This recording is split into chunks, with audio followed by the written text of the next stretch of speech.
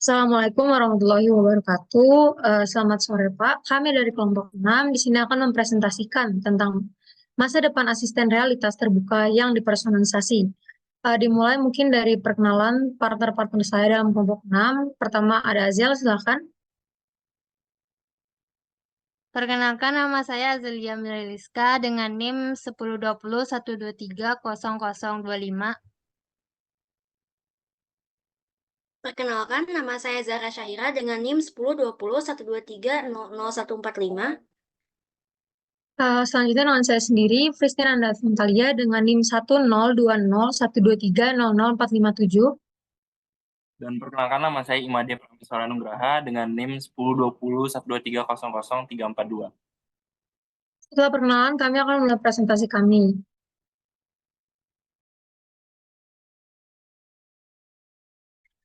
Jadi yang pertama itu definisi VR. Apa sih VR itu? VR atau virtual reality yaitu teknologi yang memberikan pengalaman untuk interaktif di dalam dunia buatan dengan bentuk 3D. Di mana penggunanya itu bisa berinteraksi dengan bantuan headset VR dan controller tangan. Dengan bantuan komponen tersebut, pengguna bisa mendengar dan juga melihat seolah lingkungan buatannya itu nyata. Selanjutnya,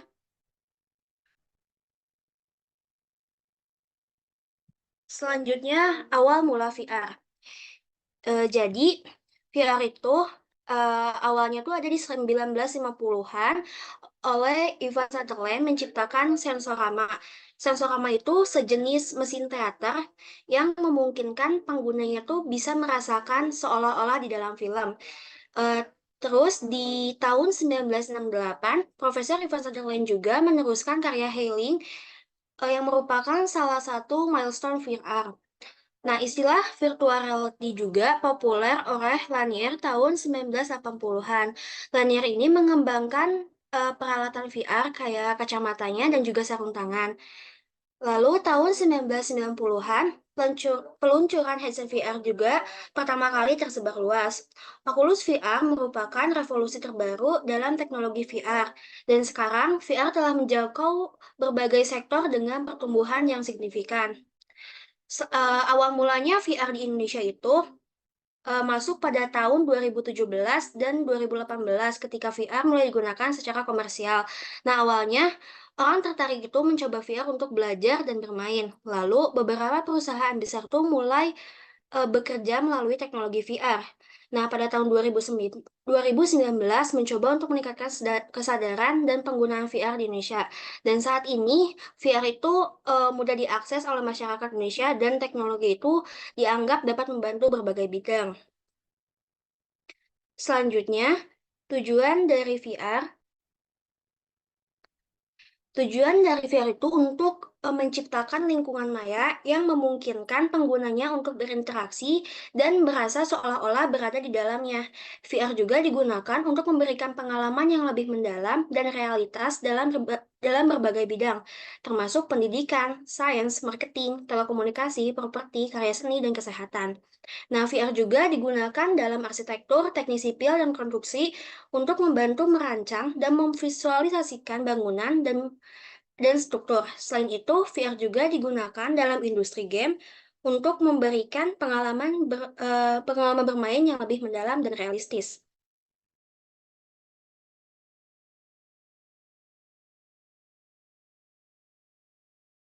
Selanjutnya di sini saya akan menjelaskan tentang apa sih perbedaan dari dua konsep yang berbeda antara virtual reality atau VR dan juga augmented reality atau AR. Nah, jadi di sini saya akan menjelaskan tiga segi perbedaan, yaitu dari perangkat, realitas, dan juga penggunanya. Nah, pada perangkat sendiri, VR yang dibutuhkan adalah headset yang dapat memperkuat interaksi di dunia virtual, sehingga pengalaman yang dapat pengguna akan memberikan stimulan baik dari sisi audio maupun juga visualnya. Sedangkan untuk AR sendiri, perangkat yang dibutuhkan hanya sederhana saja, yaitu seperti gadget yang sudah mendukung teknologi tersebut. Untuk realitasnya, kalau dalam VR itu adalah sistem yang membuat pengguna terisolasi dari dunia nyata, sehingga pengguna bisa merasakan dunia baru secara 3 dimensi dengan bantuan perangkat. Sedangkan AR atau augmented reality menggabungkan dunia nyata dengan objek maya sehingga terciptanya realitas yang baru. Yang ketiga, dari pengguna, VR sendiri telah diterapkan di berbagai bidang, seperti pendidikan, sains, marketing, telekomunikasi, properti, karya seni, dan juga kesehatan. Jika di AR diterapkan di berbagai aplikasi seperti game, iklan, atau translator. Selanjutnya, saya akan membahas tentang konsep dari komponen pada VR. Yang pertama itu terdapat display atau monitor yang dapat menampilkan proyeksi gambar 3D. Pada perangkat Samsung VR Gear dan Google Cardboard, monitor yang digunakan adalah smartphone dengan aplikasi penunjang VR. Sementara itu, perangkat seperti Oculus Rift menggunakan layar HD atau High Definition dengan sudut 100 derajat. Yang kedua terdiri dari cover atau penutup display pada headset. Di dalamnya terdapat sensor tracking seperti head tracking, motion tracking, dan juga eye tracking. Jika display perangkat dalam keadaan terpisah, cover tidak terlalu diperlukan.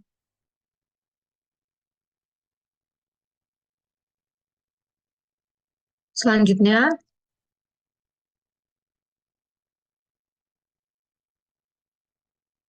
terdapat komponen-komponen lain dari VR. Yang ketiga itu terdapat spons atau foam padding atau bantalan untuk kepala agar dalam penggunaannya tidak cepat merasa pusing dan akan terasa lebih nyaman. Yang keempat atau yang terakhir, kita butuh yang namanya lensa, yang berupa lensa khusus dengan sifat biconvex atau cembung. Lensa ini akan memfokuskan dan membentuk gambar agar terlihat lebih nyata, serta menciptakan tampilan gambar 3D dengan memposisikan.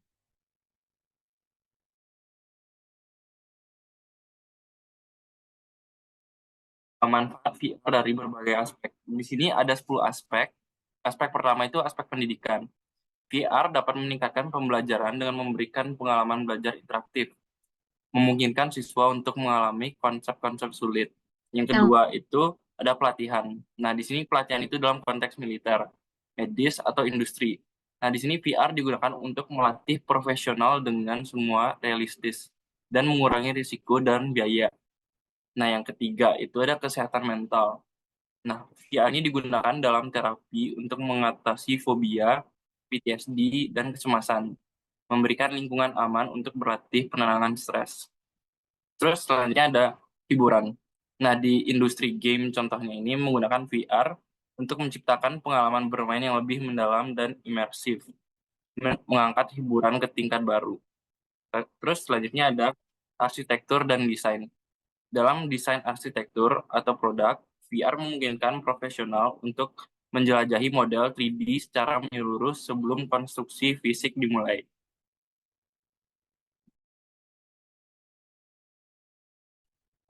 Aspek selanjutnya yaitu kolaborasi jarak jauh.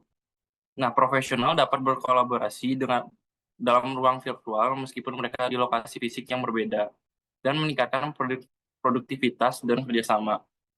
Terus selanjutnya ada wisata virtual. Nah, VR memungkinkan orang untuk menjelajahi tempat-tempat wisata tanpa meninggalkan rumah, membuka pintu bagi pengalaman virtual yang realistis. Terus ada pertanian dan agribisnis. Dalam pertanian, VR digunakan untuk melatih petani merencanakan pertanian dan menganalisis data untuk meningkatkan hasil. Terus ada kesenian dan budaya. VR dapat menjadi medium ekspresi artistik dan memungkinkan orang untuk merasakan seni atau budaya di tempat-tempat di seluruh dunia. Dan yang terakhir adalah rehabilitasi fisik. Dalam bidang rehabilitasi, VR digunakan untuk membantu pemulihan pasien dengan menyediakan latihan dan simulasi yang terkendali.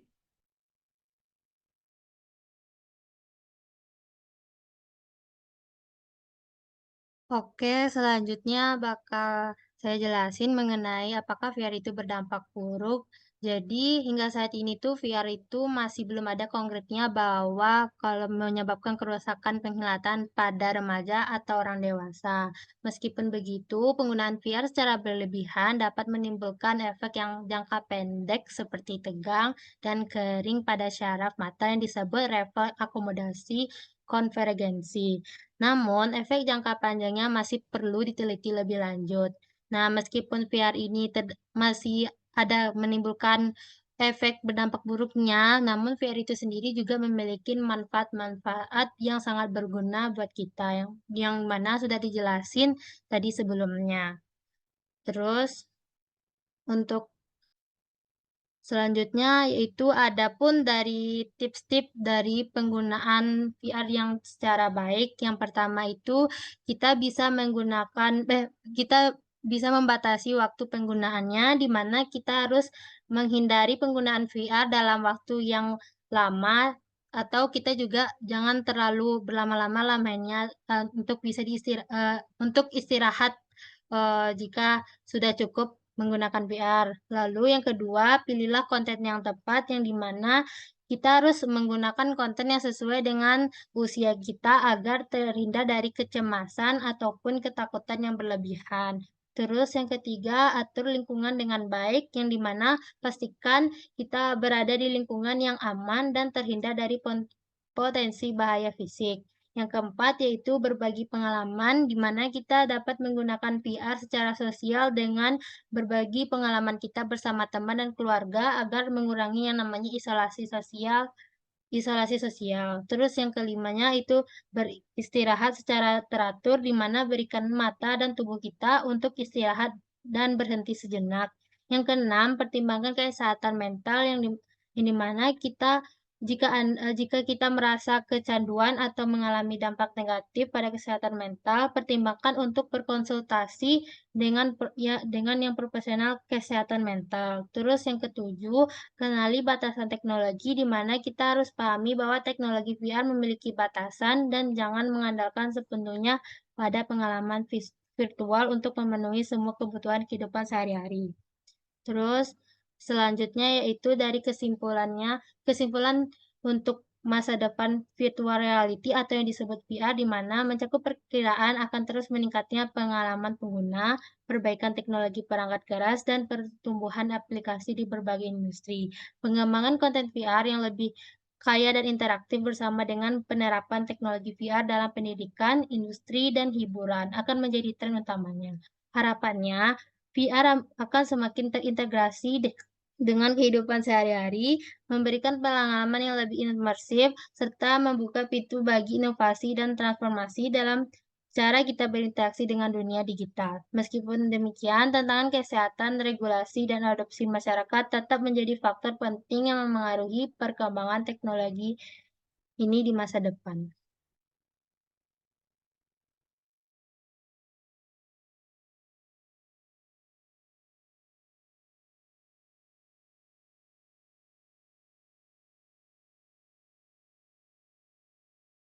Oke, mungkin itu sekian bisa dilanjutkan oleh Thalia.